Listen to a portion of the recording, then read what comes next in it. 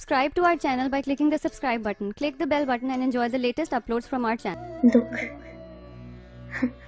जानते हो दुख क्या होता है?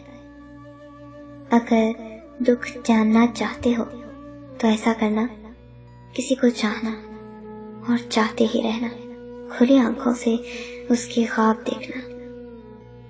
जिस रास्ते पे वो चले उस रास्ते की मिट्टी सुरमा बनाकर आंखों में सजाना, उसके नाम के दिए जलाना, उसकी जिंदगी की हजारा मन्नतें मानना, उसकी एक नजर के लिए पैरों बैठकर उसका इंतजार करना, और जब वो इन सब रियाजतों का सिला देने सामने आ खड़ा हो तो मुस्कुराकर अनजान बन जाना, और जब वो मायूस होकर पलट जाए तो अपने दिल से पूछना, तब तुम्हारा दिल तुम्हें बताएगा कि दुख क्या होता है।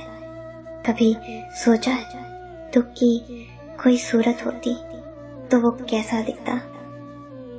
वीरान सा, बेरंग चेहरा, खुश्क होंठ, बिखरे बाल, उलझी आंखें, थका टूटा वजूद।